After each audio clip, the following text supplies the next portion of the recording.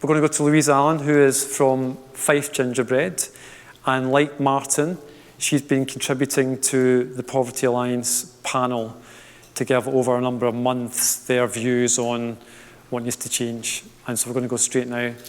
Thank you for joining us, Louise. Please welcome her. Thank you.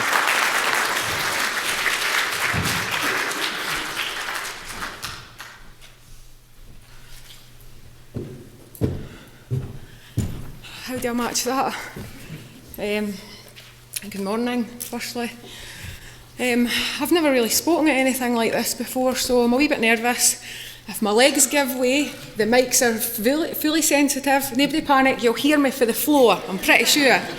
Right, this is just some of my life experiences. What a Scotland without poverty would mean for me, by Louise Allan.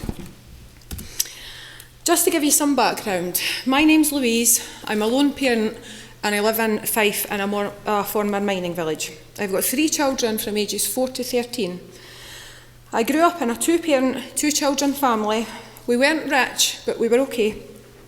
I was well-mannered and worked hard at school, gaining good qualifications before I moved on to college and work. When I was asked to speak today, the first thing I thought was, why me? I'm just a lone parent.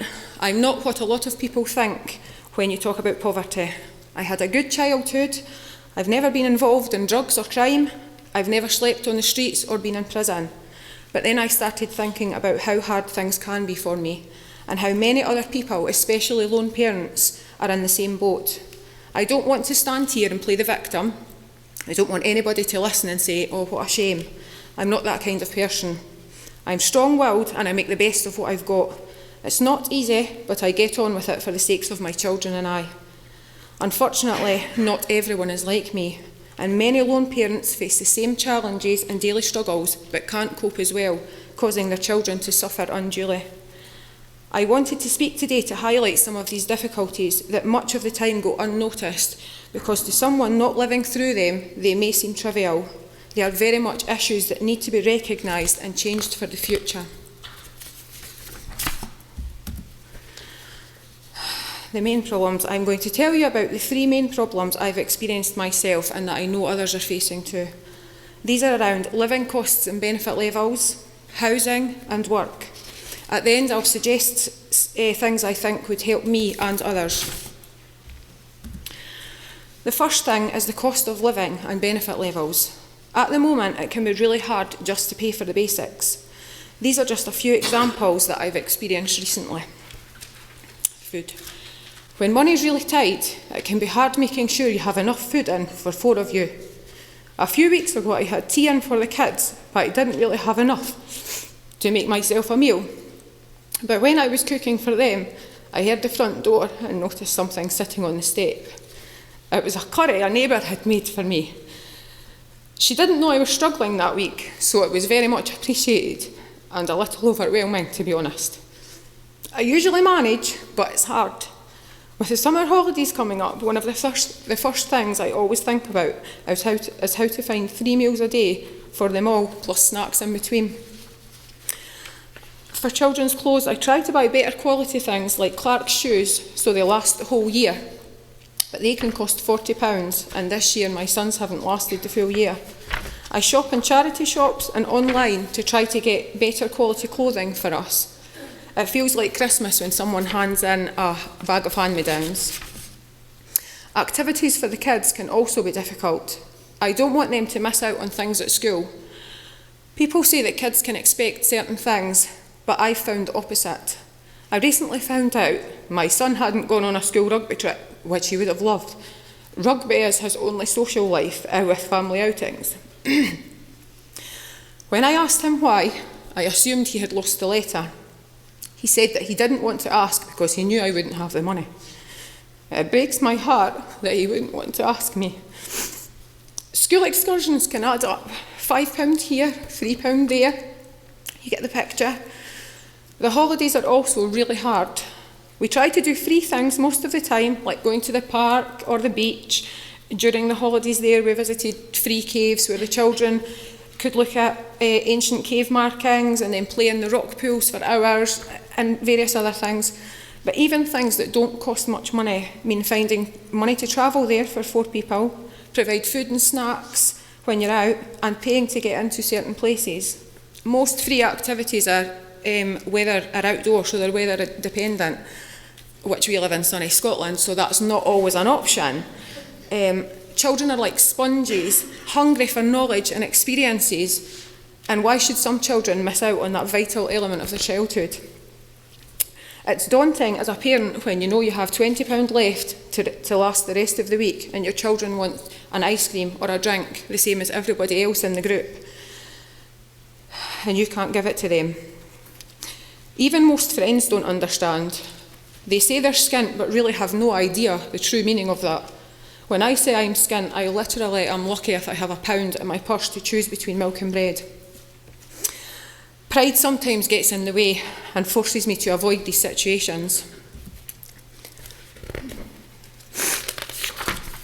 The second problem for me is housing.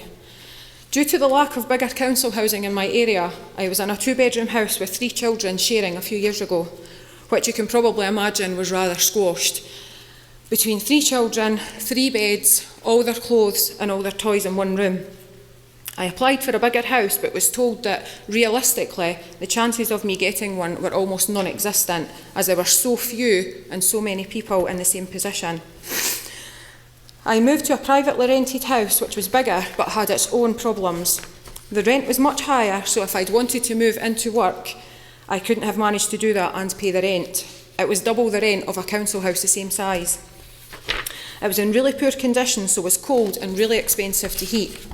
Both front and back wooden doors were warped and split, which meant I didn't feel safe and hardly slept for fear. There was damp in 2 bedrooms, open sockets, the list goes on. There was no security. When the landlord wanted to sell, I was going to be made homeless, which inevitably did happen when I sought advice about the condition of the property and approached the landlord. At this point, there was still a lack of council housing that was the right size. I really didn't want to apply as homeless because I knew I was likely to end up in the worst housing in the worst areas, away from my family and any support networks. Luckily, I managed to fight really hard and involved counsellors who helped, and I ended up being offered somewhere decent. Not everyone would have the knowledge or even the confidence to go down that road.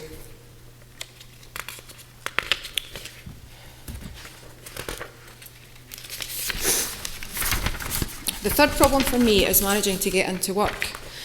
I'd always planned to go back to work when all my children reached school age. It's not just about the money, but also my own pride and independence. However, my daughter will be 5 this August, which means I'm then expected to find any work straight away, and I'm already terrified about what will happen. I really want to find a good job I'm passionate about and that pays enough to live off of, but my children are the most important thing, and I still want to be able to bring them up too. The main barriers for me and other lone parents are childcare. Even with the help available, it's still too expensive or not in the right areas or at the right times. Travel. As well as costs of travel to some jobs, it can be really hard to drop off children at school or childcare and travel to work, then finishing time to pick them up again. And flexible employers. Linked to childcare and travel, flexible hours mean parents have time to drop children off at school or childcare before starting work. It also means unforeseen circumstances are manageable. Anybody in the room with children knows the sickness bug waits for no man. As a lone parent, I'm the only person that my children have to rely on in these circumstances. Availability of jobs. It's really hard to find jobs with good conditions and pay. There aren't many out there.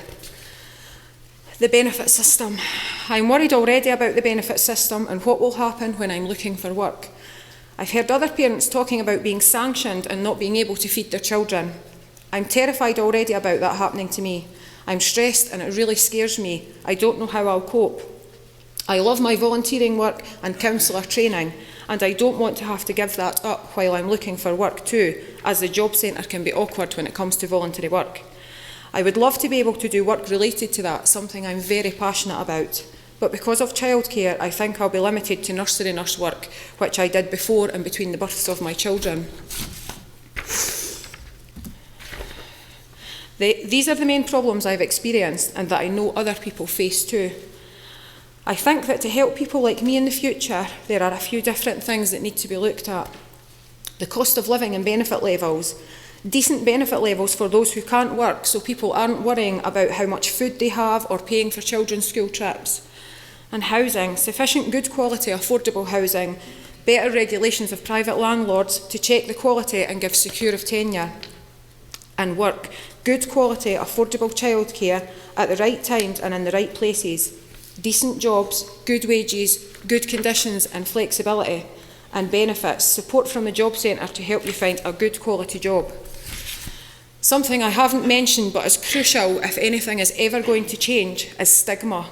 More needs to be done to reduce stigma, with staff being trained on how to deal with people who are already very vulnerable. I think if we could make these changes, we could move towards a Scotland without poverty. Thank you.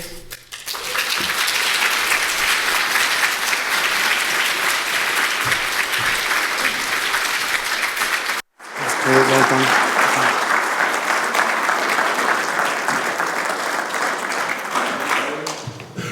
Louise, brilliant again. Thank you very much. Fife Gingerbread have worked with Poverty Alliance over a period of time on the issues that lone parents face, especially in Fife, especially in rural areas which are often overlooked when we design our so-called mainstream systems and policies. So it's really good to have the personal testimony as well as the research evidence that we've got. And if anyone's interested to know more about the housing side of what Louise was mentioning, especially what's happening in the private rented sector, here's a plug. We have a summary of findings in the pack which is published today on housing and low income in Scotland, which has some more facts about that particular issue.